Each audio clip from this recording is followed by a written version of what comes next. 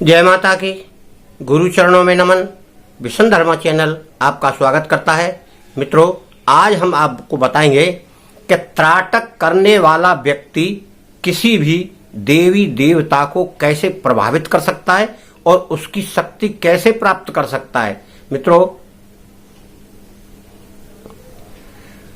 अपनी संकल्प शक्ति और अपना विश्वास और त्राटक की शक्ति से जब कोई गायत्री साधक ये क्रियाएं करता रहता है, साधना करता रहता है, तो दो शक्तियां उसमें प्रवाहित हो जाती हैं, एक तो गायत्री मंत्र की और एक त्राटक की।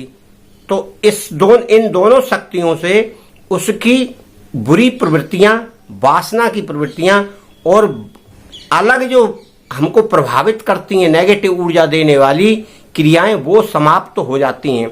जब समाप्त हो जाती हैं तो वह साधक एक निर्मल साधक बन जाता है, और जब निर्मल साधक बन जाता है तो वह कुछ भी करने की सामर्थ्य धीरे धीरे प्राप्त करता रहता है।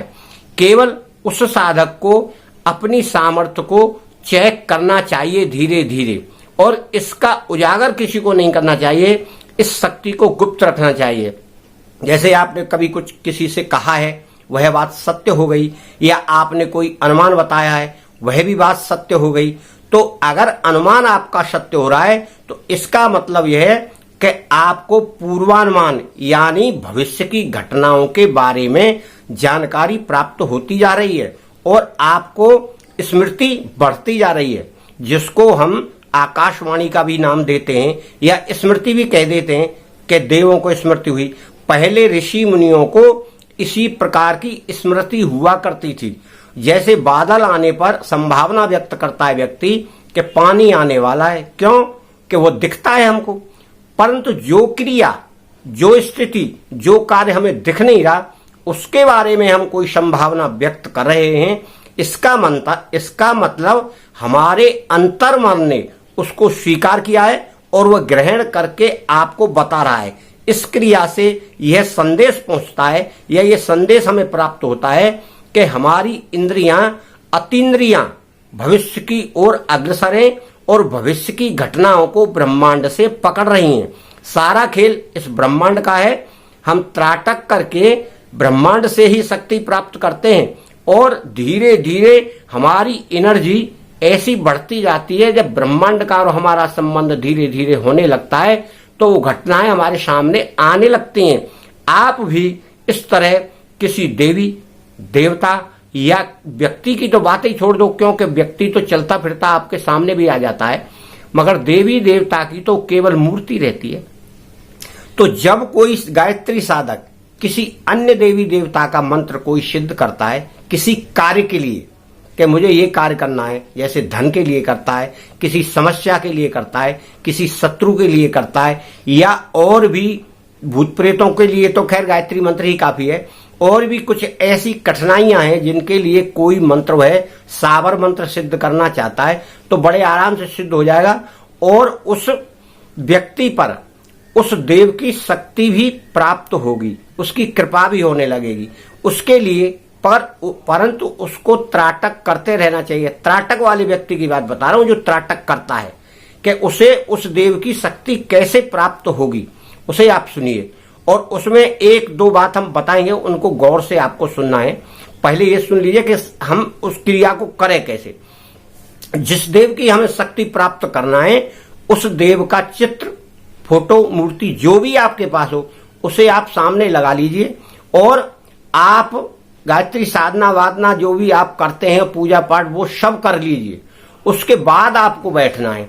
जब आप त्राटक करने बैठें तो आप पहले त्राटक कर लें, और त्राटक करने के बाद आप उस फोटो मूर्ति, उस पर आप अपनी नजरें त्राटक की तरह गड़ाएं, नजरें त्राटक की तरह देखें, और अपनी भावना जो आप उनसे मांगना चाहते हैं या कहना चाहते हैं, अपनी बात उस देव, देवी, देवता, इष्ट कोई भी हो, उसको पहुंचाएं।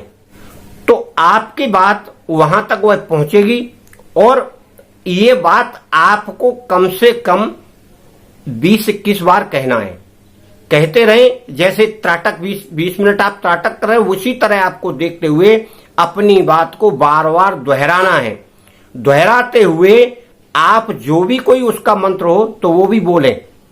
ये मंत्र हमें क्यों बोलना है, या मंत्र नहीं है तो आप उनको बार बार नमस्कार करें बीच बीच में, जो भी अपनी इच्छा है उसको प्रकट करें, कहें और फिर उनके लिए प्रणाम करें।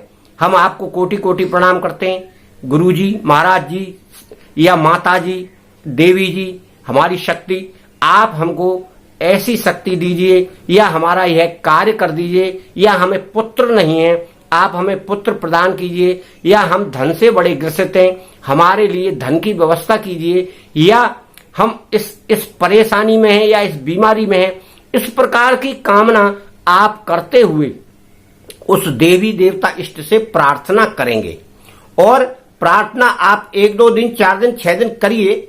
और वैसे अगर आप 11 दिन करें, इस तरह गुप्त साधना है ये, किसी को दिखाना नहीं, बताना नहीं, आप इस तरह करते रहेंगे तो आपके मनोभाव जब तक उस देवी देवता के पास पहुंच ना जाए तब तक आपको ये क्रिया करनी है। कम से कम 11 दिन करें।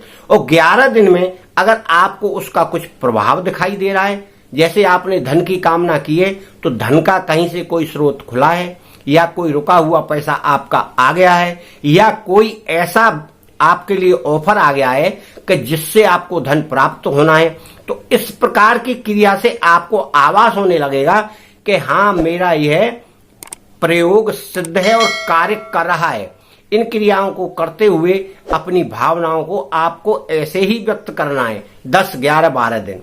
अब आपको ध्यान किस बात का रखना है कि बीच बीच में आप इस बात का विशेष ध्यान रखें कि जिस इष्ट की पूजा पाठ या आप जिस इष्ट को अपने कृपा बनाना चाहते हैं, उनकी हमारे ऊपर के उनकी कृपा रहे, तो उसके लिए बीच बीच में आप पूजन भी करें।